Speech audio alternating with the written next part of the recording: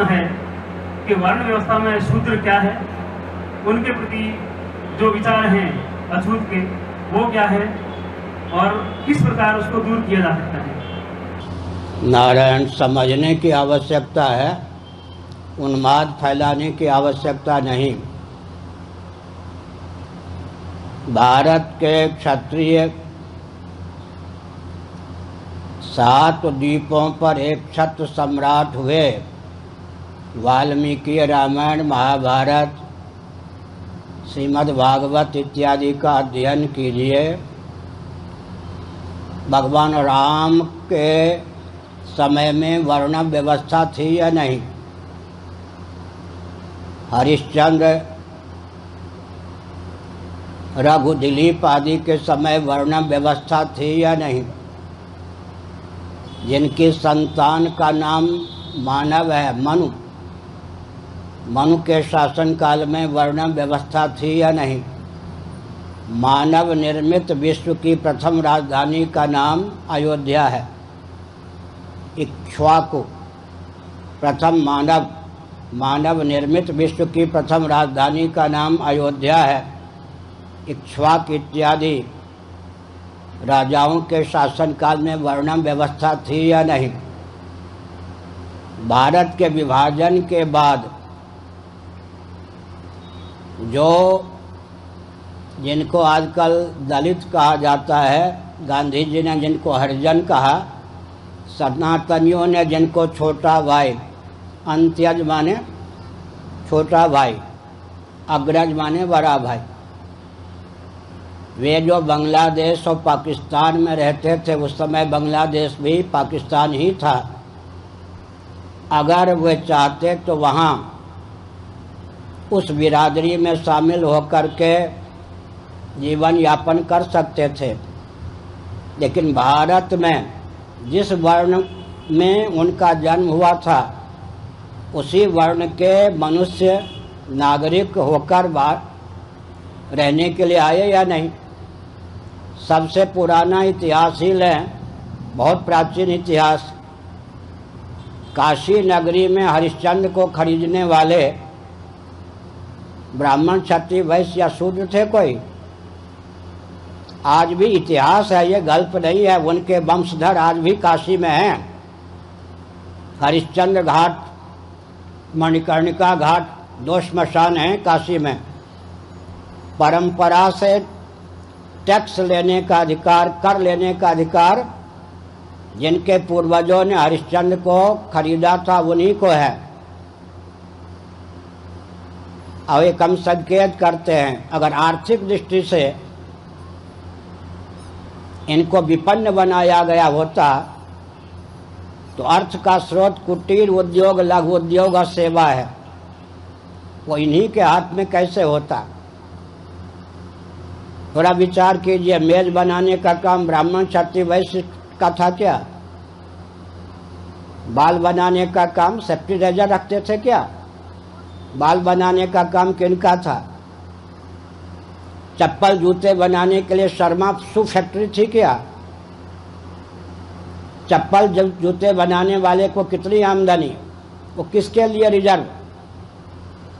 अर्थ का सारा स्रोत वैश्य और शूद्रों के लिए रिजर्व था। कृषि, गौरक्ष, वाणिज्य ये वैश्यों के था। कुटीर उद्योग सारा, लघु उद्योग सारा, सेवा के सारे प्रकल्प उनके लिए था, जिनको हम कहते हैं कि आर्थिक दृष्टि से विपन्न बनाया। ब्राह्मण, क्षत्रिय, वैश्य, शूद्र में वो क्षमता नहीं थी कि काशी में हरिश्चंद्र को खरीद सकें। किसने खरीदा? पुरानी भाषा में जिनको कुछ और कहते थे डोम, अंत्यज विशेष ने खरीदा। समझ गए? और नर्स का काम किनके घर की महिला करती थी? मातृशक्ति। साथ ही साथ मुस्लिम तंत्र के यहाँ शव पर या मुर्दे पर जो आभूषण और रेशमी के वस्त्र होते हैं, वो लेने वाले उनके धर्मगुरु होते हैं। हमारे यहाँ वो होते हैं जिनके बारे में आपने संकेत किया। रह गई बात रोटी बेटी की, एक मर्यादा है। ऊपर की रोटी में सबका अधिकार। ऊपर की बेटी लेने का प्रयास न करे, यही मर्यादा थी। अब आपने उसको बदल दी, नीचे की रोटी में सबका अधिकार, ऊपर की बेटी में सबका अधिकार, यही किया ना, यही कर तो दिया, और क्या किया, इधर का उधर कर दिया। तो हमने एक संकेत किया कि थोड़ा सुनिए, विदुर जी की जाति क्या थी, विदुर जी का सम्मान कितना था, महाभारत पढ़ के पर देखिए। संजय की जाति क्या थी, सूत जाति के थे या नहीं, संजय को कितना सम्मान था आप देखिए। धर्मव्याज की जाति क्या थी, धर्मव्याज को कितना सम्मान था, महाभारत उठा करके देखिए। इसका अर्थ क्या है सज्जनों?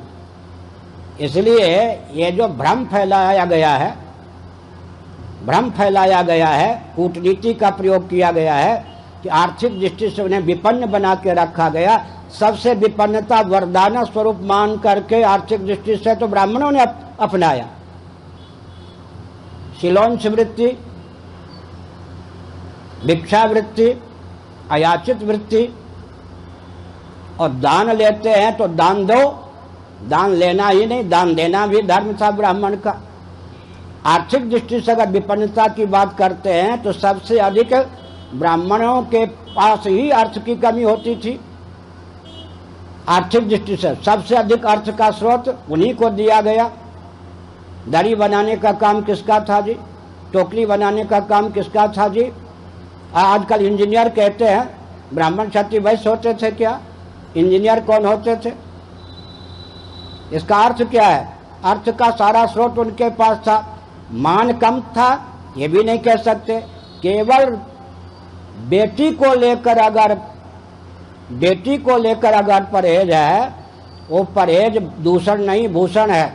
वर्ण संकरता के इतने दोष हैं जिनको आधुनिक वैज्ञानिक भी मानते हैं, जिनको विज्ञान का भी ज्ञान नहीं है, रक्त के नंबर का भी ज्ञान नहीं है, रक्त सांकरी के दोष का भी ज्ञान नहीं है, वे लोग अनर्गल प्राप्त करते हैं। इसलिए जो भ्रम फैलाया जा रहा है, भ्रम फैलाने वालों को ये समझना चाहिए कि आप राष्ट्रभक्त हो क्या। जिस विषय को जानते नहीं उस विषय में टांग अड़ाते हैं ये नेता लोग, और इनके पीछे अंग्रेजों का दिया हुआ मस्तिष्क है। मैं 2 उदाहरण देता हूँ, बल्कि 4 उदाहरण देता हूँ, सावधान। पहला उदाहरण है, जिनके यहाँ परंपरा से कोई ब्राह्मण नहीं है, वर्ण संकरता के चपेट में सैकड़ों वर्ष पहले जो आ गए, उनके यहाँ रिलीजन, पंथ या मजहब के सार्वभौम गुरु वैकल्पिक ब्राह्मण पोप होते या नहीं? उन्होंने अपनी व्यास गद्दी सुरक्षित रखी है वैकल्पिक रीति से। जिनके यहाँ परंपरा के प्राप्त क्षत्रिय नहीं हैं, उनके यहाँ एलिजाबेथ विक्टोरिया से भी अधिक समय से शासन कर रही है या नहीं? उनके यहाँ राजवंश है या नहीं? मुसलमानों में शेख, सैयद, मुगल, पठान 4 प्रकार के होते ही या नहीं? उनमें भी विभेद होता है या नहीं? सिया सुन्नी की बात छोड़ दीजिए, शेख, सैयद, मुगल, पठान उनमें भी 4 होता है या नहीं?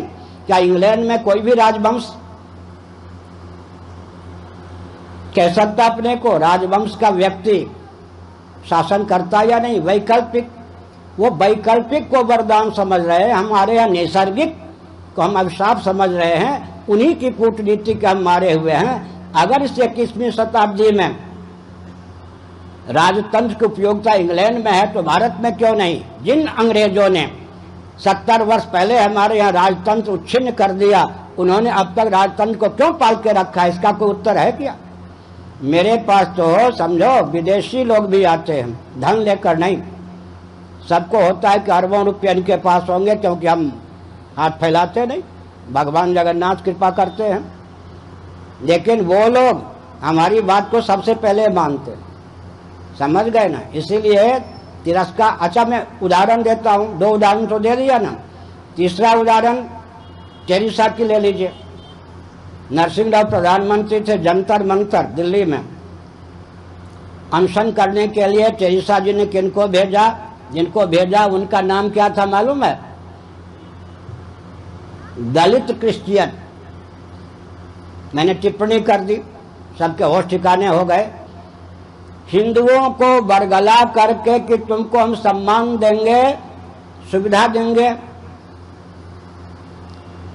क्रिश्चियन बनाया गया, फिर उनको अनशन करने के लिए तुमने भेजा दलित एडजेक्टिव विशेषण देकर, और आरक्षण की भावना से अनशन किया। अगर गरीबी दूर हो गई होती, सुविधा मिल गई होती, तो सुविधा के लिए हाथ क्यों फैलाते? सम्मान मिल गया होता तो दलित विशेषण क्यों लगता? इसका मतलब ठगे गए या नहीं? संगमा जैसे पार्लियामेंट के अध्यक्ष भी रह चुके हैं, इंदिरा गांधी का साथ छोड़ा या नहीं? वो क्या क्रिश्चियन थे या नहीं? क्रिश्चियन अपने को मानते थे या नहीं? संगमा जैसे प्रबुद्ध क्रिश्चियन को, हिंदू से बने हुए क्रिश्चियन को ये लोग स्वीकार करेंगे क्या? सोनिया जी स्वीकार करेंगे क्या? समझ गए? आंखें खुल गई या नहीं? इसलिए हमने कहा संगमा जैसे नहीं, बिल्कुल अंधे जैसे, भावुक संगमा जैसे क्रिश्चियन को लोग स्वीकार करेंगे, उनसे तो उनको खतरा है। और जॉर्ज फर्नांडिस से खतरा था। उन्होंने भाजपा से हाथ मिलाया या नहीं जॉर्ज फर्नांडिस ने? अच्छा, और ले लीजिए लेटेस्ट उदाहरण, नवीनतम उदाहरण ले लीजिए। मुस्लिम घर की 4-5 देवियों ने, मातृशक्ति ने, उनकी दृष्टि से उनकी यहाँ जो 1400 वर्षों से अंध परंपरा चल रही थी, गुप्तचर विभाग मेरे शब्दों पर ध्यान देना, उनकी दृष्टि से उनके यहाँ जो 1400 वर्षों से अंध परंपरा चल रही थी, सुप्रीम कोर्ट तक फांस नहीं सकते हो। उस ढंग से हम लोगों को लिखने बोलने का प्रशिक्षण प्राप्त है। उसके विरोध में आवाज बुलंद की या नहीं? एक उत्तराखंड की थी, एक उड़ीसा की थी, एक उत्तर प्रदेश की थी, राजस्थान की थी। उन सब मातृशक्ति में कह रहा हूं, उनके मन में क्या था? जो 10-5% गाँव में, वन में, छोटे कस्बे में विवाह की प्रथा परंपरा से है, देवियों को मातृशक्ति के रूप में पूजा जाता है, सम्मान दिया जाता है। गरीब से गरीब व्यक्ति फटा कपड़ा पहनता है, अपनी पत्नी को कम से कम जेवर से युक्त रखता है। फटा कपड़ा पहनेगा, पत्नी को जहां तक बनता है फटा कपड़ा नहीं देगा। हमारे यहाँ मातृशक्ति का सम्मान देखिए, बैल भले ही दुबला पतला हो, उसके कंधे पर जुआ डाले जाएगा, गाय हृष्ट पुष्ट हो, उसके कंधे पर जुआ डाला जाएगा। मातृशक्ति के प्रति मनुष्यों में नहीं, गाय में भी जो मातृशक्ति है उसके प्रति कितना सम्मान है। गौ माता, माता कहते हैं नहीं, भारत माता, गौ माता, इसका मतलब क्या है? हमारे यहाँ मातृशक्ति का इतना महत्व है। उसी से प्रेरित होकर उन देवियों ने क्रांति की और सुप्रीम कोर्ट तक से विजयश्री उनको प्राप्त भी हो गया या नहीं? अगर हम अपनी सारी परंपरा को शास्त्र सम्मत विधा से क्रियान्वित करें या क्रियान्वित किए होते, कोई भी तंत्र ऐसा नहीं जो हमसे प्रभावित हुए बिना नहीं रहता। थोड़ा विचार कीजिए। ये बर्मा के लामाओं ने 5-6 महीने पहले क्या कहा? ये नरभक्षी हमको जीवित खा जाते हैं, चबा जाते हैं। माना कि हम बौद्ध हैं, अहिंसा हमारा धर्म है, लेकिन उस अहिंसा को लेकर हम क्या करेंगे जो हमारे अस्तित्व और आदर्श को न रहने दे? वैकल्पिक छात्र धर्म को लामाओं ने अपनाया, तब वो बर्मा से इधर उधर भागने लग गए या नहीं, और वो सुरक्षित हैं। इसका मतलब हमको साक्षात प्राप्त है वर्णम व्यवस्था, जिनको नहीं प्राप्त है वो वैकल्पिक। थोड़ी और बात ले लो, आपको परंपरा से ही चिर है ना, तो वैकल्पिक ब्राह्मण तो आपको बनाना पड़ेगा। कोई भी विभाग ले लो, मैंने जहाँ जोधपुर में भी कहा था, वैकल्पिक क्षत्रिय आपको बनाना पड़ेगा, चाहे पुलिस हो या मिलिट्री हो। वैकल्पिक वैश्य आपको बनाना पड़ेगा। वैकल्पिक चौथे कॉलम, पांचम कॉलम के व्यक्ति आपको बनाने पड़ेंगे। वैकल्पिक ब्राह्मण क्षत्रिय आदि बनाने में समय अधिक खर्च होगा, संपत्ति अधिक खर्च होगी, संस्कार का आदान फिर भी नहीं हो सकेगा। उदाहरण मैंने भुजदंड का दिया। और बुद्धिपूर्वक कोई भी पहले, दूसरे, तीसरे कॉलम के नीचे नहीं आना चाहेगा। हर व्यक्ति चाहेगा पहले कॉलम में आ जाऊं। जो बनना ही है, क्या बनना ही है तो फिर क्षत्रिय वैश्य क्यों बने, ब्राह्मण ही बने वैकल्पिक। तो बाकी सारे विभाग खाली हो जाएंगे या नहीं? खाली हो जाएंगे तो अपने आप आर्थिक विपन्नता, विषमता, विद्वेष उत्पन्न होगा या नहीं?